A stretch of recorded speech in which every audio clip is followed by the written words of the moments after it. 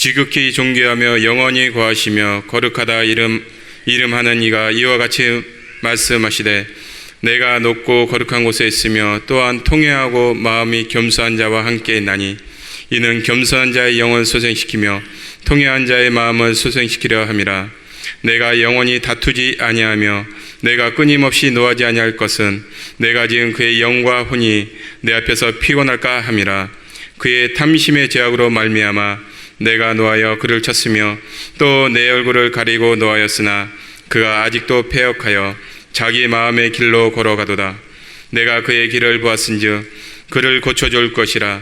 그를 인도하며 그와 그를 슬퍼하는 자들에게 위로를 다시 얻게 하리라. 함께 읽겠습니다. 입술의 열매를 창조하는 자와 여호와가 말하노라. 먼 데 있는 자에게든지 가까운 데 있는 자에게든지 평강이 있을지어다. 평강이 있을지어다. 내가 그를 고치리라 하셨느니라. 아멘. 자, 오늘 말씀의 제목은 낮은 마음, 이런 주제입니다. 우리 가슴에 한번 손을 얹고 따라하겠습니다. 주여, 제게 낮은 마음을 주옵소서. 한 번 더, 낮은 마음을 주옵소서. 아멘. 물이 낮은 데를 찾아 모이듯이 하늘의 은혜 역시 낮은 마음 가진 이에게로 모이는 것이 자연의 이치이듯 영적인 이치도 똑같으니 오늘 이 마음이 여러분들에게 충만하시기를 바랍니다. 오늘 여러분에게 나눠드릴 굿저널 7월호에 제가 몇 주 전에 실었던 주보 칼럼을 다시 실었는데요. 자, 거기에 나와 있는 내용을 잠깐 언급하겠습니다. 저는 우리의 영혼에도 육체와 똑같이 암세포 같은 것이 우리 마음에도 존재한다고 봅니다. 겉으로만 봐서는 잘 모르는 영적인 내시경 같은 것이라야 들여다 보이는, 놔두면 내 영혼을 죽일 수도 있는 영혼의 질병들이 있다고 생각합니다. 예컨대 내 믿음이 진정 어떤 수준인지 모르는 경우, 더 정확하게 말하면 실제로는 믿음이 없는데 믿음이 있다고 착각하는 경우, 그것도 암세포가 내 마음에 존재하는데 그건 영혼의 암세포입니다. 또 나는 회개할 것이 별로 없다고 믿는 경우, 죄를 지은 것보다 죄가 발각된 것을 더 유감으로 생각하는 경우, 하나님이 나를 써주셨다는 생각보다 내가 하나님의 더 많이 기여했다고 평가하는 경우, 하나님 없이 혼자 힘으로도 잘 살 수 있다고 믿는 경우, 스스로 아는 게 많고 의롭다고 자부하는 경우, 실패하거나 완벽하지 못하다는 평가를 참지 못하는 경우, 다른 사람의 대우나 취급에 따라 자신의 가치도 오르락내리락 한다고 여기는 경우, 더 갖고 싶고 더 유명해지고 싶고 더 높아지고픈 마음이 끊임없이 일어나는 경우, 부당한 대접에 쉽게 상처받고 분노하며 원한을 마음에 오래 담아두는 경우, 자신에겐 지나치게 관대하고 남에게는 지나치게 냉정한 경우, 오해가 있거나 관계가 깨졌을 때 다른 사람이 먼저 와서 용서 구하기를 바라는 경우, 세상이 자기 원대로만 돌아가기를 바라는 경우 등등입니다. 여러분, 이런 것들이 우리 마음속에 틀어앉아 있다면 암세포가 존재한다는 뜻이고, 무언가 내 마음에 과하게 틀어앉은 것이 있고 무언가 내 마음에 심각한 결핍이 있다는 뜻입니다. 그렇다면 여러분, 그것은 무엇일까요? 저는 그게 바로 높은 마음이 과하게 틀어앉아 있고 낮은 마음이 지나치게 결핍되어 있는 이유라고 생각합니다. 생각해 보세요. 사람을 차별하고 질투하고 자신에게 관대한 대신 남에 대해서는 지나치게 비판하고 하나님 없이도 잘 살 수 있다고 믿는 사람, 열이면 열, 교만해서 그렇습니다. 내가 먼저 화해를 청하기보다 남이 먼저 와서 용서 구하기를 바라고, 의무를 다하기보다 권리만 내세우며 하나님께 받은 은혜보다 내가 한 게 더 많다고 여긴다면 열이면 열, 다 겸손하지 못해서 그렇습니다. 그래서 파스칼도 말하기를, 하나님을 알지 못하고 자신의 비참함만 아는 것은 절망을 일으키지만 자신의 비참함을 모르고 하나님을 아는 것은 교만을 일으키는 일이라고 말했습니다. 성경에는 이렇게 겸손하지 못한 교만한 사람을 가만 안 두셨습니다. 여러 군데에서 교만은 하나님이 가장 싫어하고 미워하시는 죄라고 밝히셨습니다. 교만은 패망의 선봉이요 거만한 마음은 그 넘어짐의 앞잡이라 잠언 16장 18절은 말했고, 욥기 35장 12절에 보면 교만한 자의 기도는 들으시지도 않는다 그렇게 말씀하셨으며, 베드로전서 5장 5절에는 하나님은 교만한 자를 대적하시기까지 하신다 말씀하셨습니다. 그래서 하나님은 당신이 직접 창조하신 최초의 인간일지라도, 눈에 넣어도 아프지 않을 아담과 하와였을지라도 그를 위하여 최선을 다해 준비한 에덴에서조차 과감하게 내쫓아 버리셨습니다. 아무리 사랑스러운 내가 창조한 인간이라도 교만한 건 못 봐주시는 하나님의 심성 때문입니다. 하나님이 창조하신 이 땅에 대홍수까지 허락하신 이유 역시 사람들의 교만 때문입니다. 바벨탑을 지으려는 인간들을 향하여 언어까지 통하지 않게 하시며 흩어버리신 이유 역시 교만 때문입니다. 하나님의 사울을 그렇게 고르고 골라 뽑아 왕으로 세우셨지만 얼마 안 되어 폐위시킨 이유 역시 교만 때문입니다. 솔로몬이 그렇게 지혜가 많은 왕이었음에도 불구하고 그 나라를 결국 두 쪽 나게 하신 것 역시 교만 때문이었습니다. 15년이나 생명을 연장시키시면서까지 사랑해 주셨던 히스기야 역시 결국은 교만 때문에 그 아들 때부터 나라를 망하는 길로 가게 하셨습니다. 헤롯 왕 역시 백성들 앞에 연설하다가 자기가 마치 신이라도 되는 것처럼 으스대다가 교만 때문에 벌레들에게 뜯어먹혀 죽었고, 에스더에 등장하는 하만 역시 교만한 마음을 품고 모르드게와 유대인들을 죽이려다가 자기가 도리어 장대에 매달려 죽는 비참함을 경험했습니다. 성경의 이런 예는 부지기수입니다. 단 한 사람도 교만한 자를 그냥 두셨다는 기록은 찾아볼래야 찾아볼 수 없습니다. 그렇다면 반대로 겸손한 사람은 어떻게 다루셨느냐? 하나님은 교만한 자를 대적하시되 겸손한 자에게는 은혜를 베푸신다 하셨는데, 과연 그러셨을까? 과연 그렇게 하셨습니다. 하나님은 낮은 마음 가진 자들을 어떻게든지 보호하셨습니다. 단 한 사람도 예외 없이 살려주시고 회복시켜주시고 높여주셨습니다. 그게 성경의 기록입니다. 그래서 바리새인과 세리의 기도 이야기도 보면 자신의 의를 드러내고 자랑하는 바리새인은 과감하게 꺾으셨지만, 비록 죄의 일행인 했으나 감히 눈을 들어 하늘을 우러보지도 못하고 자신의 죄를 민낯으로 고백하는 마음을 가진 세리는 주님이 의롭다 여겨주셨습니다. 아람 나라의 나아만 장군 역시 처음에는 자기가 아무리 나병이 심해도 지배국의 장군 체면에 피지배국의 선자를 만나러 간다는 것이 자존심 상하는 일이라 교만하게 굴기도 했지만, 결국에 낮은 마음으로 겸손하게 요단강에서 7번 목욕하였을 때 마치 어린아이와 살같이 치유된 줄로 믿습니다.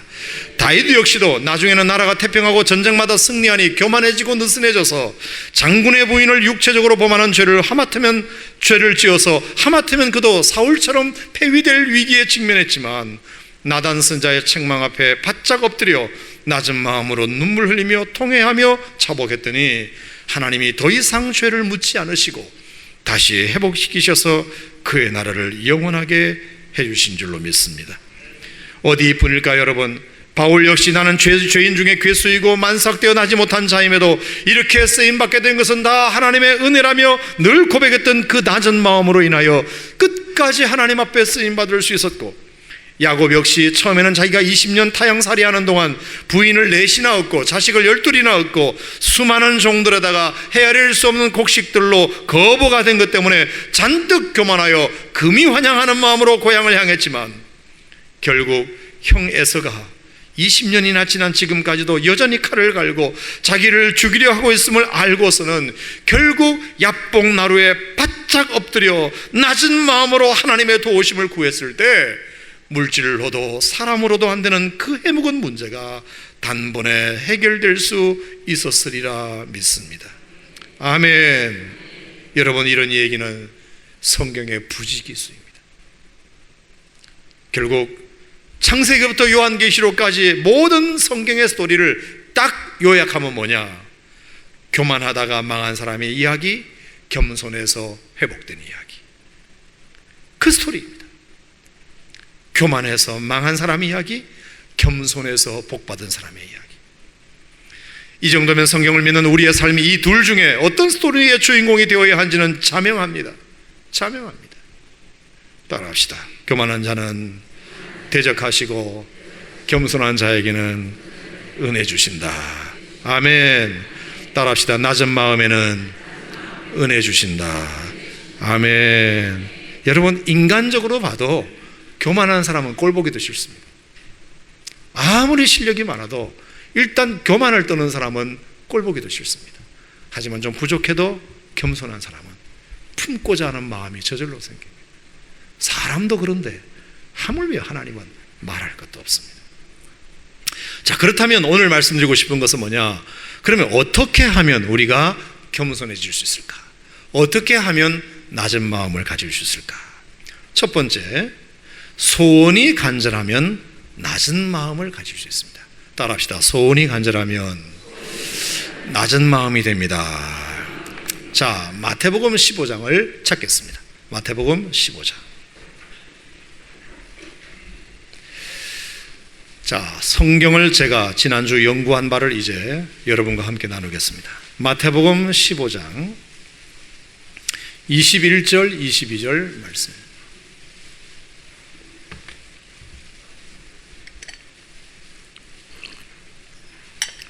마태복음 15장 21절, 22절. 자, 찾으셨으면 두 절을 시작. 예수께서 거기서 나가사 두로와 시돈 지방으로 들어가시니 가나안 여자 하나가 그 지경에서 나와서 소리질러 이르되 주 다윗의 자손이여 나를 불쌍히 여기소서 내 딸이 흉악하게 귀신 들렸나이다 하되. 자, 뭐 본문 말씀은 다 아시는 바대로 이방인 여자 하나가 소리 지르면서 주님께 불쌍히 여겨달라고 부탁을 드립니다. 내 딸이 흉악하게 귀신 들렸다, 이 말입니다. 여러분, 평소에 우리가 알고는 예수님의 캐릭터에 의하면 이 정도 문제쯤이야 예수님이 쉽게 해결해 줄 수 있습니다. 왜? 예수님은 언제나 죄인 편이시고 언제나 가난한 사람의 편이시기 때문에, 특히 여자가 왔죠. 이방인 여자가 왔죠. 자기 딸이 귀신 들렸다고 했으며 나를 불쌍히 해달라고 말하고 주 다윗의 자손이여 신앙 고백까지 분명하게 했기 때문에 예수님께서 이 여자를 내칠 이유가 아무것도 없습니다. 아무것도 없습니다. 그런데 예수님의 평소의 모습과는 다르게 예수님은 이 여자에 대하여 세 가지 무지막지한 반응을 보이십니다. 첫 번째, 23절에 보면 예수는 한 말씀도 대답하지 아니하셨다. 묵묵부답입니다. 묵묵부답. 여러분, 우리가 인간적으로 사람들에게 뭘 부탁을 했을 때 되면 된다, 안 되면 안 된다 대답을 들어야지, 아무 대답도 없으면 그것만큼 무시당하는 기분이 없습니다.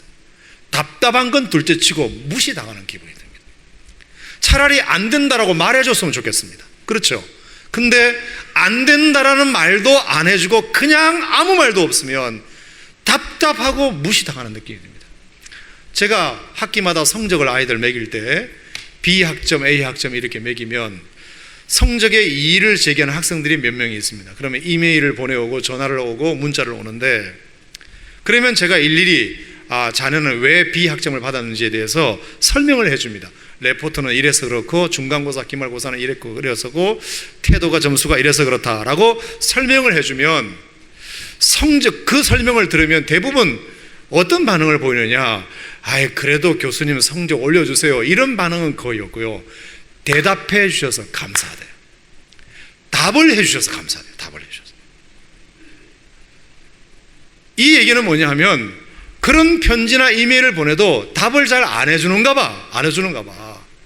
그래서 자네는 왜 이렇게 해서 B학점을 받았는지에 대해서 설명을 해주면 B학점을 A학점으로 올려주지 않아도 성적을 고쳐주지 않아도 답을 해주셔서 너무 감사하더라고요.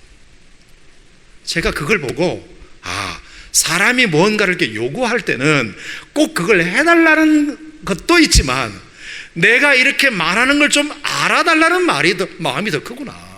그걸 제가 안 거죠. 자, 지금 가나안 여자 하나가 자기 딸이 귀신 들려가지고 주님 앞에 나와서 나를 불쌍히 여겨달라고 얘기했으면 오늘은 내가 좀 바쁘네, 내일 올 수 없겠니 라고 차라리 그렇게 말을 해주면 그건 무시하는 게 아닙니다. 근데 예수님은 아무 말도 안 하셨다. 이건 캐무시하는 겁니다. 캐무시. 그러니까 딱 자존심이 상하는 거죠. 기분이 나쁘죠. 그래서 하도 떠드니까 제자들이 뭐라 그랬냐면 23절에 저 여자가 우리 뒤에서 소리를 지르오니 그를 보내세요.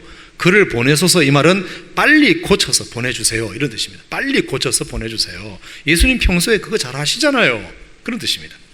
그랬더니 24절에 예수님이 말씀하시기를 나는 이스라엘의 집에 잃어버린 양 외에는 다른 데로 보내심을 받지 아니하였노라. 이게 뭐죠? 이스라엘 사람들에게는 관심이 있지 이방인들에게는 관심 없다, 그런 뜻입니다. 두 번째 캐묻입니다. 캐묻이 이스라엘의 사람들에게는 관심이 있지 이방인들에게는 관심 없다. 그러니까 이거는 정말 예수님의 캐릭터와는 지금 정반대로 가고 있는 것입니다. 그러자 25절, 그러면 여자가 포기할 만도 한데 25절, 여자가 와서 예수께 절하며 이르되 주여 저를 도우소서. 주여 저를 도우소서. 그럴수록 더 엎드려서 주여 저를 도우소서. 두 번이나 지금 무시당했는데도 도와달라는 것입니다. 그러면 이제 예수님은 웬만하면 하셔야죠. 근데 26절, 대답하여 이르시되 자녀의 떡을 취하여 개들에게 던짐이 마땅치하다. 유태인들에게만 관심이 있고 이방인에게는 관심이 없다는 소리도 기분 나쁜데 이제는 아예 개 취급을 하고 있습니다. 3번씩이나 예수님이 캐무시하신 것입니다. 자, 그런데 중요한 것은 27절, 그러면 여자가 횡 하고 가버려야 되는데, 그리고 가서 야 예수님은 야 내가 경험해 보니까 야 소문난 거하고는 다르더라 야, 그렇게 말해야 맞아요. 근데 여자가 이르되 주여 올소이다마는 개들도 제 주인의 상에서 떨어지는 부스러기를 먹나이다. 주여 옳습니다. 저는 이방인입니다. 저는 개와 같은 존재입니다. 그걸 받아들이는 거죠. 내가 어떻게 개입니까? 내가 어떻게 개입니까? 이렇게 말하지 않고 맞습니다. 제가 개 같은 존재입니다. 하지만 개도 주인의 상에서 떨어지는 부스러기라도 먹을 수 있지 않습니까? 주님, 나 좀 도와주세요. 나 좀 도와주세요. 끝까지 낮은 마음을 유지합니다. 낮은 마음. 여러분, 사람도 쥐도요 코나로 물면 고양이를 물듯이 아무리 낮은 사람도 자꾸 무시하면 확 뒤집어 버립니다. 그런데 끝까지 이 여자는 3번씩이나 무시를 당하고서도 낮은 마음을 유지합니다. 왜 그럴까요? 자기의 소원이 지금 너무 간절하기 때문입니다. 지금 주님이 어떻게 나오는 게 중요한 게 아니라 내 소원이 오늘 예수님에게 이 문제가 해결되지 않으면 나는 이제 방법이 없다. 나는 이제 어디 가도 이 문제를 해결하지 못한다. 이런 믿음이 그로 하여금 또 낮아지게 만들고 또 낮아지게 만들고. 그러니까 이런 사람들은 절대로 못해요. 예수님 제가 기도는 하기는 합니다만 들어주시면 좋고 뭐 안 들어주셔도 제가 뭐 다른 방법을 찾아보겠습니다. 이런 사람들은 절대로 이런 마음이 안 나옵니다. 안 나와요. 내가 다른 방법을 할 수 있다고 생각하는 사람들은 안 들어주면 그만이지 왜 나를 무시해 하고 가버립니다. 그런데 다른 방법이 없습니다. 저는 주님이 아니면 저의 이 문제를 해결해 줄 자가 아무도 없습니다라는 마음의 간절함이 있으면 마음이 계속 낮아집니다. 끝까지 낮아집니다. 그것 때문에 자존심 상하거나 그것 때문에 화내지 않습니다. 여러분, 그래서 목회를 하다 보면 마음이 낮은 사람은 딱 보면 압니다. 안수기도 합시다. 그럼 안수 받으러 나옵니다. 마음이 낮으니까. 지금 너무 갈급하니까. 두 손 들고 주님 3번 부르고 기도합시다. 그러면 기도합니다. 무릎을 꿇으시오 하면 무릎을 꿇습니다. 왜? 마음이 지금 너무 간절하니까. 뭐 안수 받냐? 마음이 간절하지 못했습니다. 그 문제가 아직 해결이 안 돼도 될 사람들은 그렇게 합니다. 주여 3번 합시다. 그러면 에이 주님이 무슨 뭐 기머거리냐? 조용히 기도해도 다 들으시는 하나님이신데 꼭 소리를 질러야 되냐? 그렇게 말하는 사람은 그 말이 틀린 말은 아니지만 제가 생각할 때 아직도 그 마음에 간절한 마음이 없습니다.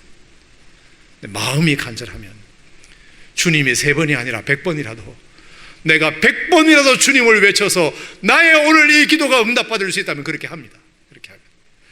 100번이라도 안수받아서 내 이 문제가 해결될 수 있다면 그렇게 합니다. 100번이라도 내가 무릎을 꿇어서 이 문제가 해결될 수 있다면 그렇게 합니다.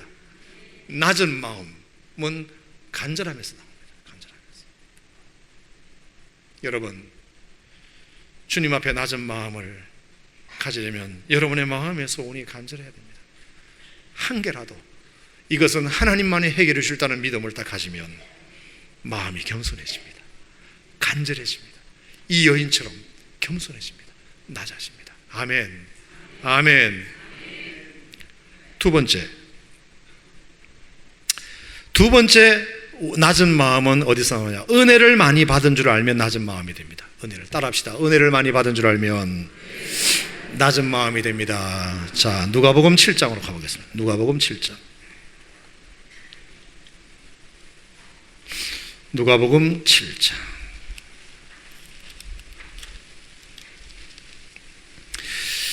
누가복음 7장 36절, 37절 말씀인데요. 36절, 37절. 누가복음 7장 36절, 37절. 시작. 한 바리새인이 예수께 자기와 함께 잡수시기를 청하니 이에 바리새인의 집에 들어가 앉으셨을 때에 그 동네에 죄를 지은 한 여자가 있어 예수께서 바리새인의 집에 앉아 계심을 알고 향유 담은 옥합을 가지고 왔다. 자, 이게 뭐냐면 어느 날 시몬이라고 하는 바리새인이 예수님에게 밥 한번 먹읍시다 이렇게 초청을 했습니다. 자, 여기 청하니라는 말이 왜 밥 한번 먹읍시다라는 의미가 강하느냐 하면 헬라어로 이 청하니라는 말은 이런 뜻은 아닙니다. 아랫사람이 윗사람을 정중하게 식사 자리에 초대하는 이런 의미가 아니고 친구끼리 야, 밥 한번 먹자 이런 의미가 청함입니다. 지금 이 본문의 말씀은. 그래서 한 바리새인이 예수께 자기와 함께 식사 한번 합시다 라고 그냥 청한 것입니다. 정중하게 윗사람을 선생님이나 이런 목사님을 정중하게 초청하는 그런 의미가 아니라 그냥 시간 되니까 당신 시간 돼, 나 시간 돼, 우리 밥 한번 먹자 이런 의미의 가벼운 청함입니다. 자, 왜 가벼운 청함이냐? 그 증거가 어디서 나오느냐 하면 44절 이하에 한번 보죠. 보통 정중한 손님을 초청했을 때는 고대 이스라엘 사회에서는 정중한 사람이 올 때는 발 씻을 물을 준비합니다. 발 씻을 물을 준비해요. 그런데 44절에 보니까 거기 중간쯤에 보면 내가 너의 집에 들어올 때 너는 내게 뭐도 주지 않았다? 발 씻을 물도 주지 아니하였다. 그러니까 친구끼리니까 발 씻을 물도 준비를 안 해놓은 거예요. 발 씻을 물도. 그 다음에 45절에 보면 너는 내게 뭐도 하지 않았다? 입 맞추지도 아니하였다. 이 말은 뭐냐? 정중한 손님이 오면 발을 씻길 물을 준비해서 종을 보내서 발도 씻어드리고 그리고 입을 맞춥니다. 포옹을 하고 참 잘 오셨습니다. 아유, 와주셔서 감사합니다. 입을 맞추는 거죠. 그리고 더 정중하면 46절에 너는 내 머리에 감람유도 붓지 아니하였다. 이 말은 감람유도 부어줍니다. 머리 위에다가 기름도 발라줍니다. 그러니까 고대 이스라엘 사회에서 정중하게 어떤 손님을 초청했을 때에는 적어도 몇 가지는 합니다. 첫째, 발 씻을 물을 준비해 놓고 종들을 둬서 발을 깨끗하게 씻어줍니다. 그리고 입을 맞추면서 포옹을 하고 그리고 앉으면 머리 위에 감람유를 부어줍니다. 그런데 오늘 이 바리새인은 예수님을 초청해 놓고 그걸 했다 안 했다? 안 했다. 그걸 안 했다 이것입니다. 그러니까 아주 가벼운 식사 자리입니다. 그러니까 어떻습니까? 이렇게 우리 집에 와준 것만으로도 감사합니다라는 태도보다 내가 밥 한번 살 테니까 먹어. 그러니까 자세가 벌써 얻어먹는 사람이 저쪽이고 대접하는 사람이 나이기 때문에 내가 자세가 더 높아져 있는 거죠. 만약에 윗사람을 정중하게 식사 자리에 초대하는 자리라면 그분이 높고 내가 낮습니다. 그런데 지금은 그런 시기가 아니고 밥 한번 먹읍시다 이거였기 때문에 내가 사줄게 이런 의미입니다. 그러니까 아무것도 준비를 안 해요. 발 씻을 물도 준비 안 해놓고 입 맞추지도 아니하고 그리고 감람유도 준비하지 않고. 그런데 그 집에 누가 나타나느냐? 한 여자가 나타났습니다. 37절 그 동네에 죄를 지은 한 여자가 있어 바리새인의 집에 앉아 계심을 알고 향유 담은 옥합을 가지고 와서 뭐라고 했느냐? 예수의 뒤로 그 발 곁에 서서 울며. 예수님 앞에도 나타나지 못하고 뒤에 와서 훌쩍훌쩍 울고 있는 것입니다. 그리고 눈물로 예수님의 발을 적시고 자기 머리털로 예수님의 발을 닦고 그 발에 입 맞추고 향유를 부었다. 누가 할 일을 지금 누가 한 겁니까? 바리새인이 할 일을 상관도 없는 한 여자가 와서 예수님에게 이렇게 한 것입니다. 그것도 눈물까지 흘리면서. 그래서 바리새인이 기분 나빠가지고 39절에 말하기를, 만일 선지자라면 자기를 만지는 이 여자가 누구인지 알았을 텐데, 저 여자 죄인인데 어떻게 저렇게 가만히 내버려 둘 수가 있지? 그렇게 말하니까 40절에 예수께서 대답하여 이르시되, 시몬아, 내가 너한테 할 말이 있구나. 선생님 말씀해 보세요. 그러면서 41절 42절에 나오는 데나리온의 비유를 한 것입니다. 자, 500데나리온 빚진 자와 50데나리온 빚진 사람이 있다면 누가 더 그를 은혜롭게 여기겠느냐? 500데나리온 빚짐을 탕감받은 사람과 50데나리온 탕감받은 사람 중에 누가 더 탕감해 준 은혜를 더 크게 여기겠느냐? 더 크게. 당연히 500데나리온 탕감받은 사람이 더 크게 은혜를 입었겠죠. 이 얘기는 무슨 얘기일까요? 지금 바리새인 네가 나한테 해주는 것과 이 여자가 나한테 해주는 것의 차이는 바로 그 차이다. 그 차이다. 너는 나에게 은혜 입은 것이 없다고 생각하지만 이 여자는 죄를 지은 여자인데 며칠 전에 나를 만나서 죄 사함을 받은 여자야. 그래서 그 은혜 받은 것이 너무 감사해서 오늘 나에게 감사를 표하러 온 것이야. 그러니까 한없이 낮으신 모습으로, 절대로 예수님을 지금 자기 식사 자리에 초대한 사람도 아니에요. 그냥 남의 식사 자리에 자기가 그냥 갔을 뿐이에요. 그런데 초대한 사람보다 더 과하게 예수님에 대하여 눈물로 흘리고 발로 씻고 향유를 붓는 모습을 보여주신 것입니다. 낮은 마음은 어디에서 나오느냐? 내가 하나님으로부터 은혜를 너무 많이 받았다고 여기면 마음이 낮아집니다. 근데 헤이 뭐 받은 게 뭐 있느냐 이래버리면 마음이 높아집니다. 사람과 사람 사이에도 내가 저 사람으로부터 내가 받은 은혜가 내가 해드린 것보다 크다 생각하면 겸손해집니다. 근데 내가 해준 게 더 많지 그러면 교만해집니다. 아주 고개를 빳빳하게 들고 다닙니다. 낮은 마음은 어디서 나오느냐? 두 번째, 받은 은혜가 큰 사람에게서 나옵니다. 여러분, 예배의 자세가 하나님 앞에 우리가 낮아져야 하는 이유는 하나님으로부터 받은 은혜가 크면 예배드리는 자세가 다릅니다. 낮은 마음, 찬송 부르는 자세가 다릅니다. 기도하는 자세가 다르고 봉사하는 자세가 다르고 하나님 앞에 아무리 많은 물질을 드려도 아깝지가 않습니다. 왜? 내가 아무리 많은 것을 드려도 주님이 내게 해주신 게 더 많기 때문입니다. 근데 11조가 아깝고 감사한금이 만원짜리가 덜덜덜 떨리는 이유는 여전히 하나님으로부터 받은 은혜가 적다라고 하는 교만 때문입니다. 그러니까 만원짜리 하나 가지고도 떠는 것입니다. 세 번째, 낮은 마음은 어디서 나오느냐? 나의 일이 주가 맡기신 일이라고 여기면 낮은 마음입니다. 따라합시다. 나의 일이 주가 맡기신 일이라 여기면 낮은 마음이 됩니다.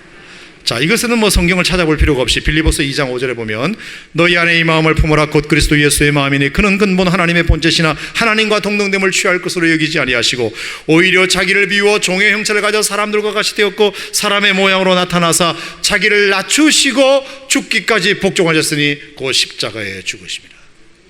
예수님께서 자기를 낮추시고 십자가에 죽으셨다고 말씀하셨습니다. 왜 십자가에서까지 자기를 낮추셨을까요?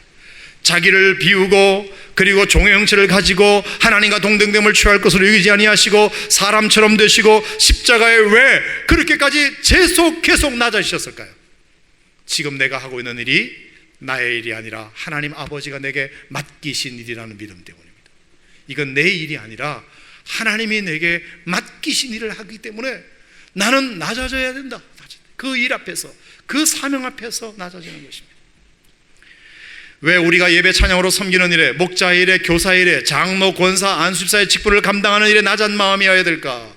그게 내 일이 아니라 주님이 맡기신 일이기 때문에, 아멘. 그러니까 낮은 자세로 하는 것입니다. 하나님이 맡기신 일이기 때문입니다. 내가 자녀들 앞에서 부모가 교만하지 말아야 되는 이유는 자녀도 내 자식이 아니라 하나님이 내게 맡기신 자식이기 때문에 자녀 앞에서도 겸손해야 됩니다.